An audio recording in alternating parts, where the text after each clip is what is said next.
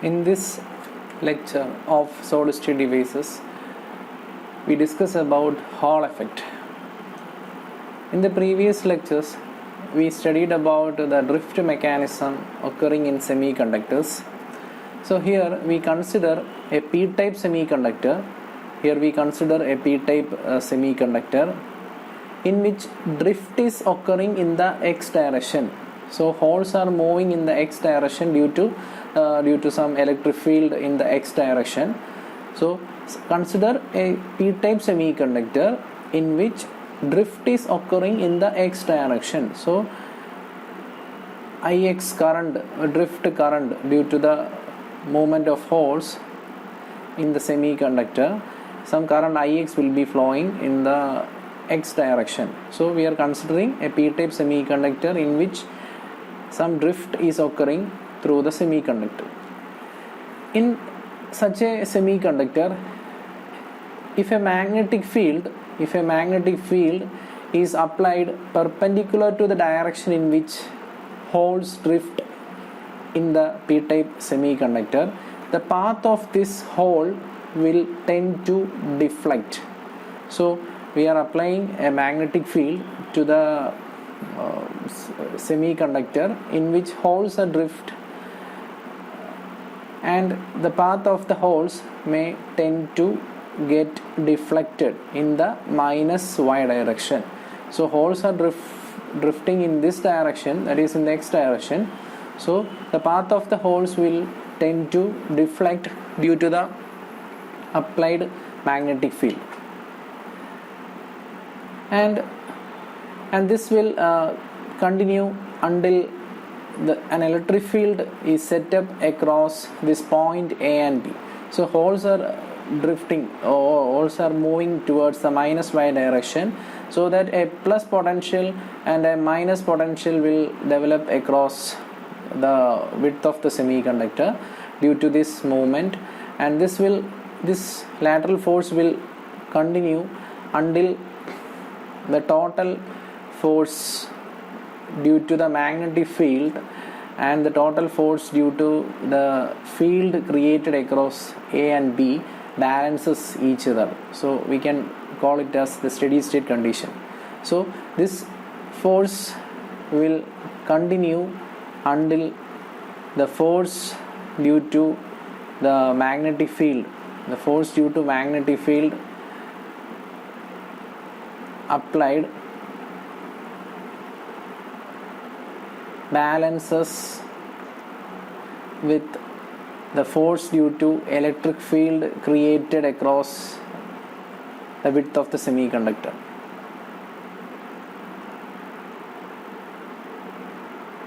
So this condition we can call it as steady state condition. So the force that we apply, the force due to magnetic field, can be given by the Lorentz force equations. This Q into V cross P. So the magnetic field is applied in the perpendicular direction to the drift of holes.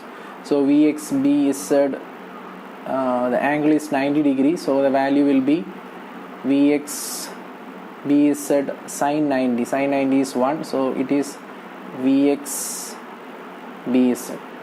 Vx is the drift velocity and Bz is the applied magnetic field, and this balances the force due to the electric field created. So the electric field created due to the lateral movement of holes across AB will be, so the holes are drifting in the minus y direction, so a plus potential will develop across A and a minus potential will develop across B, and an electric field Ey will be produced in the y direction. So the force due to the electric field created is Q into Ey. So whenever these two forces balances, the lateral force on the hole becomes 0. So this lateral force will stop when the force due to the magnetic field applied and the force due to the electric field created balances each other, so that the drift along the bar will continue, so that the initial drift will continue and the lateral force will stop. So whenever this condition is maintained, so we can say that Vx is equal to Ey. So whenever this condition balances, that drift mechanism will continue and the lateral force acting on the drift of holes will stop. So this process of creating electric field Ey is known as Hall effect. So this process is known as Hall effect. This process of creating electric field is known as Hall effect. So under this condition, under this steady condition, we can say that the net force will be zero. The net force means the force due to magnetic field plus the force due to the electric field created. The net value will be zero, or we can write Q into Ey minus Vxbz value equal to 0. From this equation we are getting this balance condition, that is Vxbz is equal to Ey.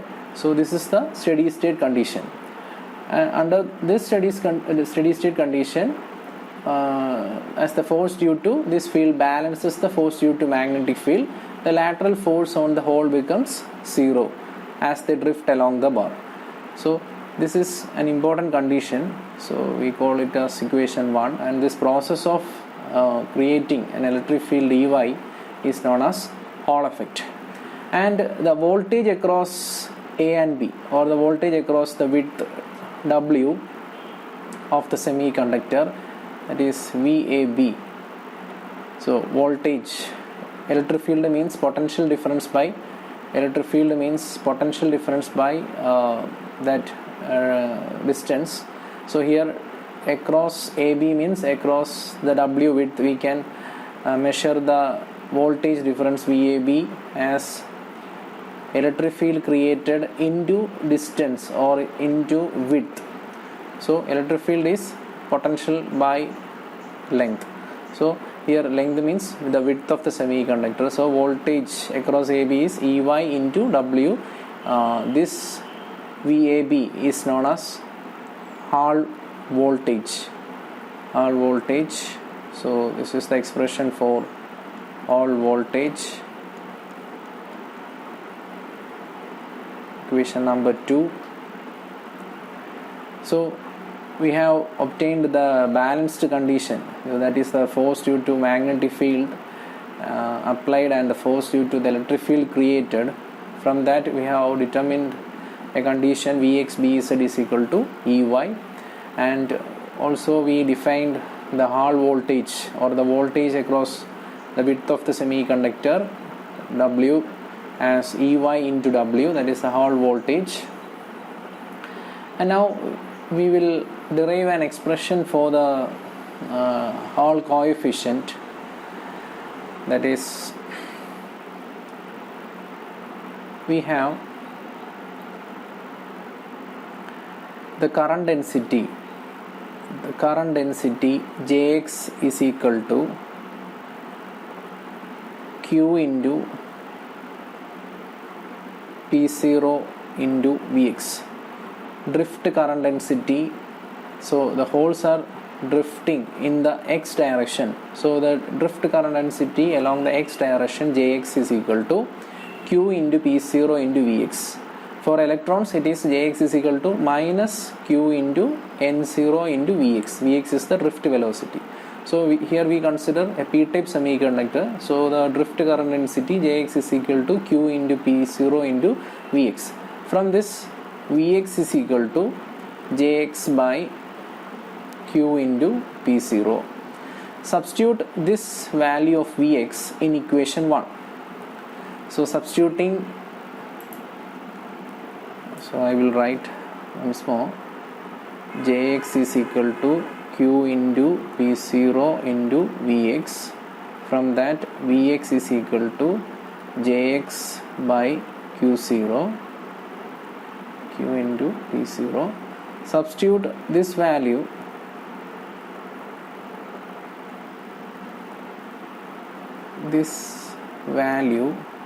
of Vx in equation 1. Equation 1, we already defined equation 1.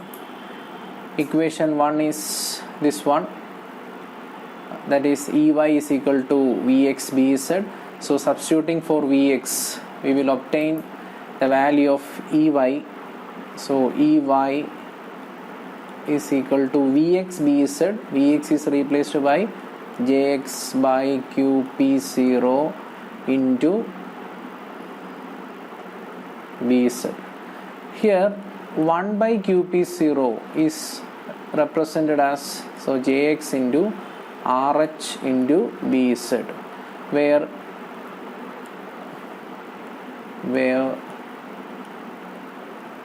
Rh is equal to 1 by Qp0, and this is known as Hall coefficient.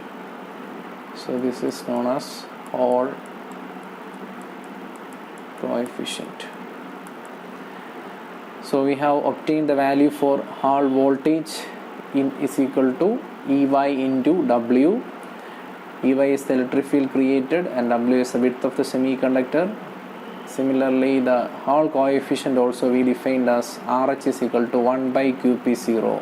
1 by Qp0 is defined as Rh. Rh is known as Hall coefficient.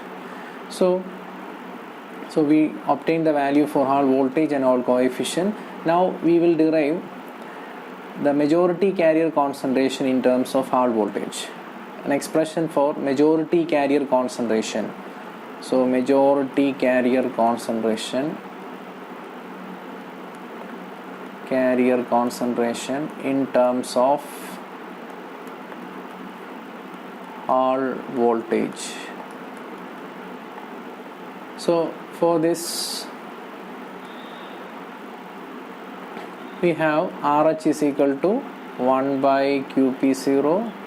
From this, P0 is equal to 1 by Q into Rh. Here we can give this equation as equation number 3. This one as equation number 3. So Rh is equal to 1 by Qp0, where P0 is equal to 1 by Q into Rh. From 3 we can write the value of Rh from 3. So from 3 we can write Rh equal to Ey by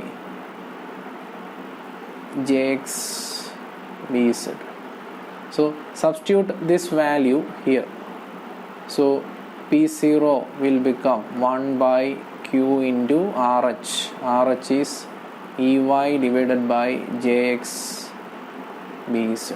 So this will become Jx Bz by Q into Ey. So actually the current density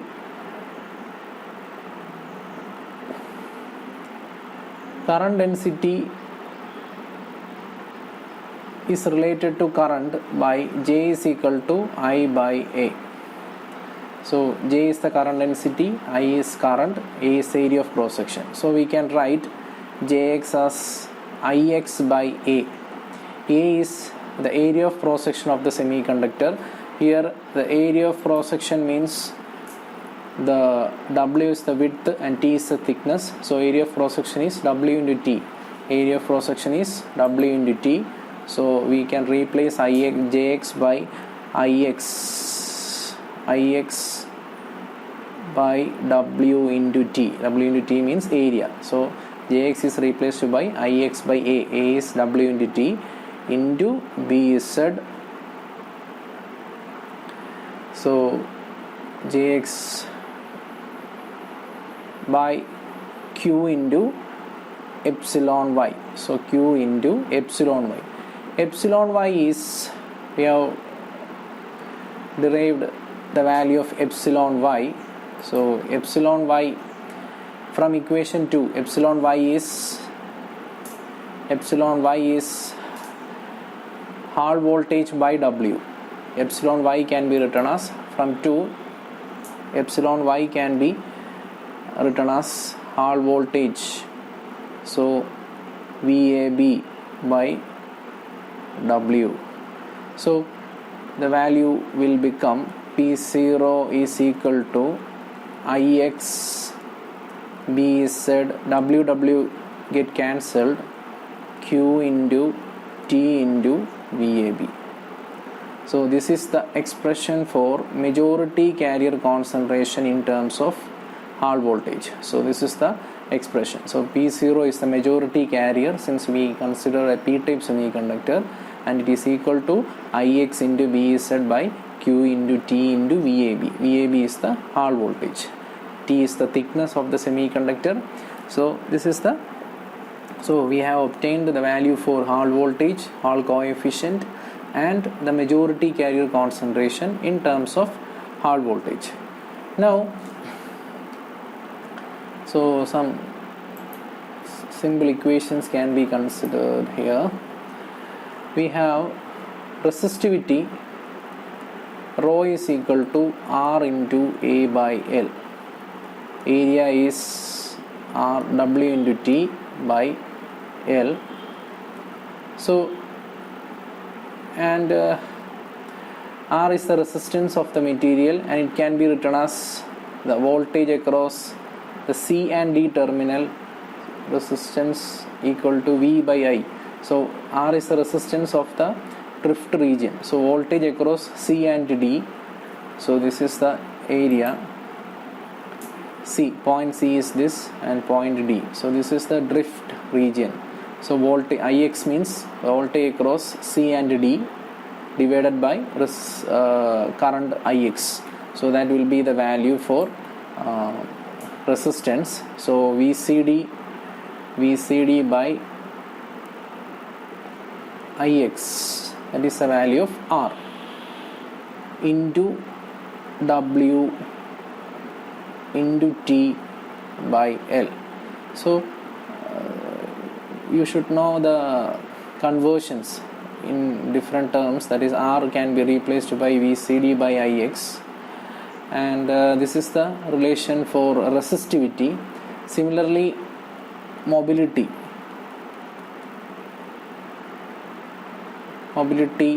mu p is equal to, we have sigma is equal to Q into P into mu p, QP mu p. From this, mu p is equal to sigma by QP. So Q1 by QP is RH. So this is this can be written as sigma into RH, sigma into RH, or it can be sigma by RH by rho. So these expressions we have to study. RH by, so mobility can be evaluated, the resistivity of the material can be evaluated, and also the mobility can be evaluated if the value of RH is known. So this all effect can be used for the measurement of majority carrier concentrations. We can determine the majority carrier concentrations N0, P0. If it is N-type semiconductor, we can determine the majority value N0. Similarly, if for P-type material, we can determine the majority carrier concentration P0, that we have already derived, and we can determine the value for mobility, that is mu p or mu n. Here it is mu p, and we can identify whether the semiconductor is N-type or P-type, N-type or P-type, by looking at the value for Hall voltage and Hall coefficient. So if the value of Hall voltage and Hall coefficient is positive, then it is P-type semiconductor, and if the value is negative, then it will be N-type semiconductor. So these analysis can be made by from this Hall effect. So this is all about Hall effect. So we have to study what is Hall effect, and these analysis, different equations, majority carrier concentration, mobility, resistivity, and all these equations we have to study. Thank you.